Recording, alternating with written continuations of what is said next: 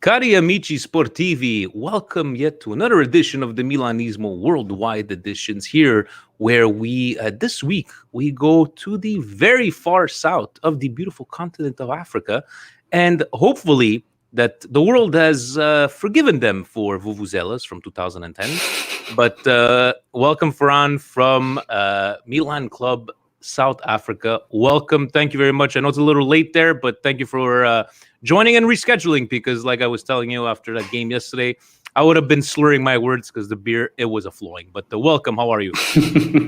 I am good. Thank you for having me.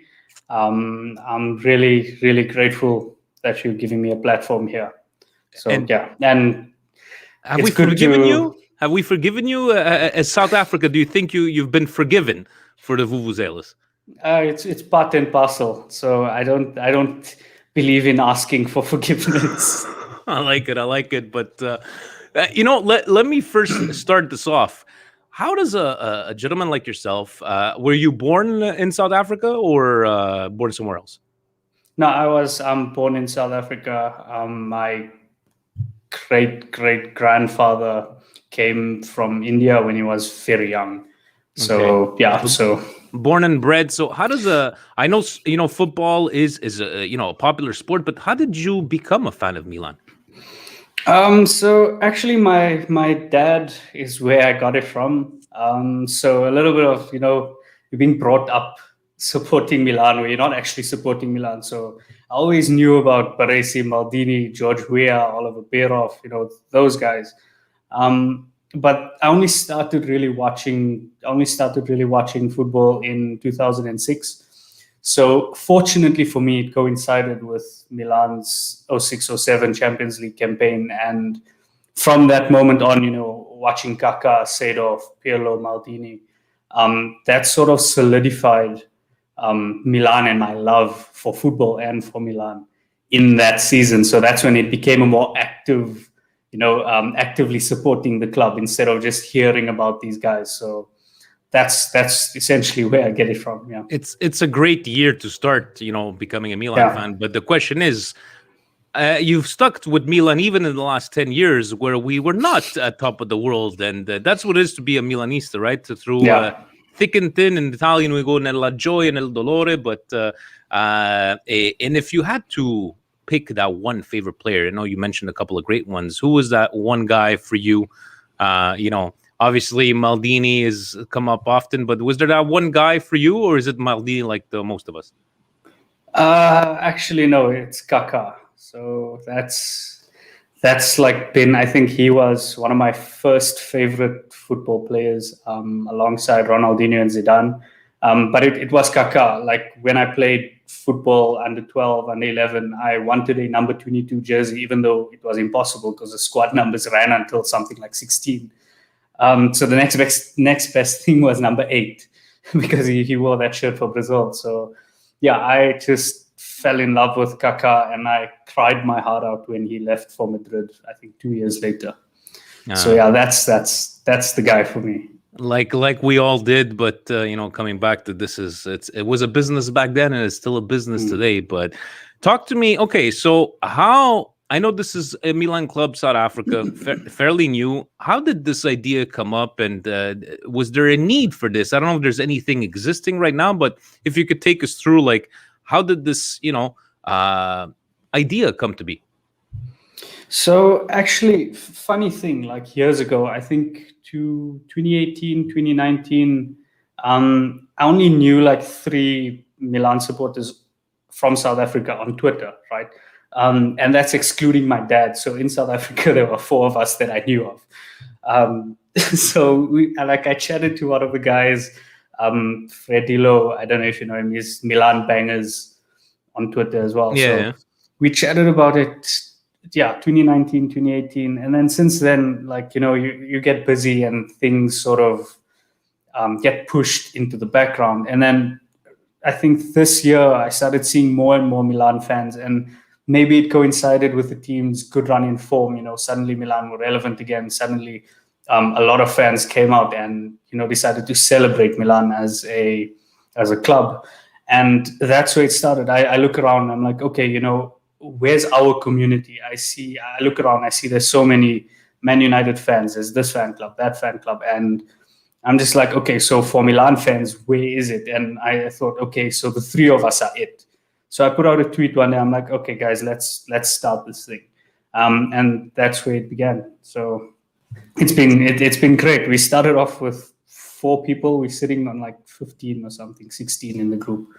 So it's growing. It's growing. Yeah, it's growing there, and you got to start somewhere, right? So it's what I love about all these Milanismos worldwide is to get these different types of stories and upbringings in different parts of the world. So I wish you guys all the best, and hopefully, because these Milan clubs, they go like the way the team goes, right? So hopefully we can qualify for Champions League and get some more traction in there.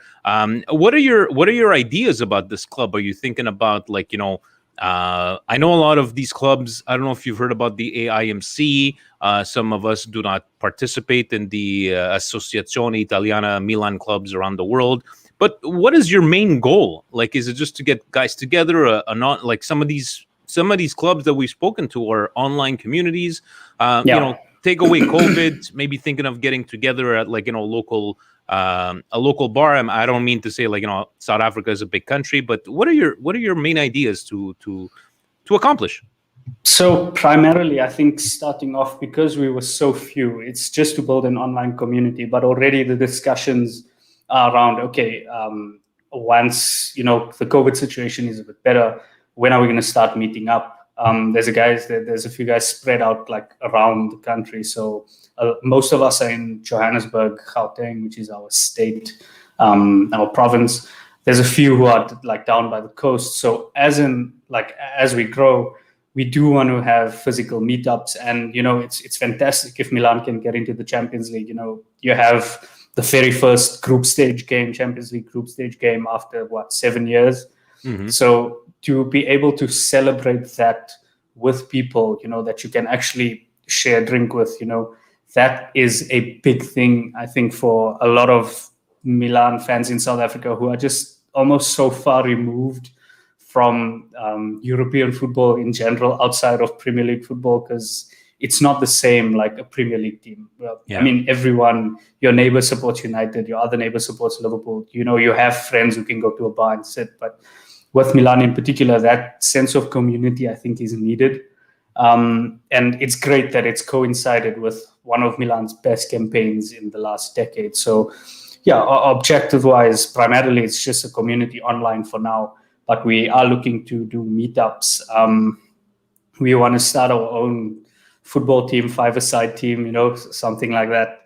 We want to have a few events, fundraisers. So, yeah, I mean, you name it. At the moment, we're just brainstorming, yeah. It's exactly like, when we're speaking to you live from South Africa, us here in Montreal, the ideas are always the same. Would it be getting together, fundraisers, being part of the community? How about, I wanted to ask you, like for here, I would say Canada, Montreal especially, to catch a Milan game before the zone, the AZN, we had to if Rai is not showing the game, we have to stream it. Is it something in South Africa? Is it easy? You're talking about EPL, and obviously we always hear about the EPL. Yeah. Catching a Milan game, is it something that is available on cable television? Do you need to stream? Would it be legally or illegally? Is it readily available? Serie A, just forget Milan. Any Serie A games, how is it there in situation? So the season when Ronaldo moved here, I think it was the 18-19 season. That's when our local broadcasters, actually not local, but continental, so they, like in other African countries as well, they bought the rights to broadcast Serie A. Before then, we could actually watch it on Rai. Of course, it's not HD. You're sitting with Italian commentary. You don't know what the hell is going on, but you're sitting and watching. Before then, you had to find places to stream it. The last time Serie A was broadcasted in this country before 2018 was probably, I'd say, the 12-13 campaign. Wow. And then obviously Milan were in the Champions League for the season after that. That was about it. So you rely a lot on streaming. Yeah, it's incredible what you're saying. We keep on saying, Steve and I, that Serie A is down in dinosaur ages, and South Africa is no small country. South Africa is, and no disrespect to any countries out there, like third world countries. It's, why is Serie A from 2012? Like, it's just, it's sad to hear, because we were on top of the world, and now look, because Ronaldo, right? And it's just Rai watching in standard definition with Italian and that little trumpet. Dun, dun, dun, dun, dun, dun, dun, dun, dun, dun. Yeah. So I love it. I I love hope it. I hope I'm gonna Yeah. I'm gonna share this with Steve tonight on the podcast. But hopefully it continues. Do you guys have other than do you have like here we have the Zone DAZN? Do you have any like online subscription kind of thing for Serie A? Is it only on cable TV? So we do have it on cable TV, but I'm sure there is accessibility in terms of paying a subscription for something like the Zone, Sky Sports, Sky BT Sport. Premier. I'm not too clued up on that, because I've got comfortable now with our local broadcaster DSTV. Yeah, they multi-choice DSTV Supersport. They bring like the La Liga. I think it's La Liga, the Premier League, the Championship. They started showing the Eredivisie as well. They started showing MLS. Oh, wow. So it's just those, and Italian football. So there's no league on the French league. There's no Bundesliga, but they show Okay. the Champions League, Europa League, The all of that. Champions So we sort of got that, covered. All right. Presidente mentioned some bullet point there that you're some sort of artist, Farhan, like some amazing artwork. And I just Thank wanted you. you to maybe describe this whole, like, you're entering the socials Franco Baresi contest. What is he talking about? Please share. So I've been doing artwork since I was a kid. I mean, people come up to me from like I was in pre-primary, and they'd say, "Oh, are you the Farhan that used to draw?" And I'm like, "Well, if that's what you know me as, it's a good thing." So yeah, that's sort of been it's been my thing. In the last few years, I'd say since 2017, I've been getting into digital art, and admittedly, I've improved a lot. So when I saw the competition, I'm like, it's a pretty cool initiative. Just to even have Franco Baresi look at your artwork, that they showed one of the promo shots where he's scrolling through and looking through. For a Milan fan, it's I don't know, it's indescribable. And then Franco Baresi followed me for like a minute. Wow. And then unfollowed me. So that was like some really lovely, tasty egg on my face. But that aside, so yeah, that was just it was a nice opportunity, I think, from Socios also to host the competition. There were some very good entries. But yeah, it's something I'm passionate about, and I tend to do a lot of artwork around football, around sports, and particularly with football, it's where my passion for both art and football sort of comes together. I love to hear about that. But hey, if you got that 1 minute from Franco Baresi, that's good. I have the screenshots. And I'm a wrestling fan, so we would say you marked out at that moment. We about 2 years ago, when they were launching the jersey, we had a special where we did a live Skype with Baresi and Massar. Wow. And we were just like, and we don't know what to say. We were just asking, so what'd you eat today? Like all these different types of questions. And he's just there. It's just like, you're in that moment, right? So thank God we have that recorded somewhere. It's going to keep it. And these are what these moments are all about. Yeah, it's immortalized. Yeah. Speaking of, would it be socials, Baresi, you being able to get, somewhat of an exposure of your art, taking that to Milan Club South Africa. We ask this to everybody. Let's just say you have Milan's ear. Milan is listening to this podcast. What would you like them to know or change, especially, let's say, for a fan like yourself, or maybe their outreach? What would you tell them? Yeah, so I actually studied sports management, and sports tourism is massive. I mean, you saw how Milan have made a splash in the US markets, in Asia as well. And I think South Africa, since the 2010 World Cup, there hasn't been a lot of sports tourism efforts by top European teams. Of course, there's no like real money to be made in terms of Italian football, but more and more recently, there's been a great interest shown around Serie A. So that's something that I think Milan might be able to look into. Of course, the app makes it easier to connect with the club, so at least that's something. But to actually go out and watch your team perform is, I think, something that South Africans, the average South African, can only dream of happening. So yeah, I would just say, like, take a more active approach in getting in touch with the African market, especially where South Africa football is the most popular sport, I think, by far. So that's just how I feel about it. I haven't seen Milan play live. That's something I would really, really rush to, without thought, if they were playing at Soccer City or somewhere. So I think that would be a massive, massive thing for us. Your message is basically very similar to everybody else's. Like, they've done a lot better. Let's not kid ourselves, like from last year, what was it? This year in Milan history now, with the application, reaching out a lot more, the Twitch channel. So it's good to see. On a side note, if you needed to go, like, forget this COVID, obviously, if you wanted to take out a flight out to Milan, how many hours is that? Is it even something feasible? Is it extremely expensive? You're looking at what 12-hour flight probably to go across? Yeah, I think it's about 12. I'm not even sure if you can fly direct. Probably not. I think you have to go to like Amsterdam or somewhere before you actually go into Italy. And then it's the rand also. Our currency is not that strong. Okay. So it makes traveling abroad really difficult if you are the average South African. I mean, I don't want to get into a lot of it, but unemployment and the political landscape is a bit shaky at the moment. So not a lot of people can actually afford to go out, let alone going to watch all of that. Just to even go abroad is something big.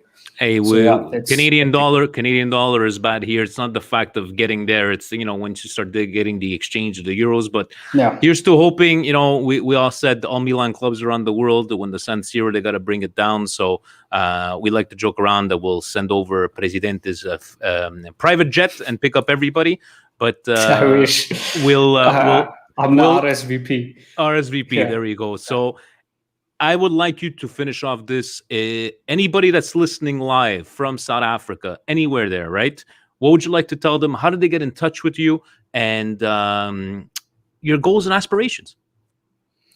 Yeah, so we are on all social media platforms. We are also in the process of setting up a YouTube channel. We want to do like a podcast, a bi-monthly podcast, whatever it is. We're still working out specifics. But we are on Twitter, Facebook and Instagram, also of the same name. It's Milan Club ZA. You can go and find us there. If you are a South African Milan fan and watching this, we have a WhatsApp group going for the time being. So it's really nice, particularly when Milan win. Last night there was that group was really on fire. So we really love that. We love the interaction. And if you want to actually be a part of it, if you are from South Africa, then you can message myself, Farinho_10.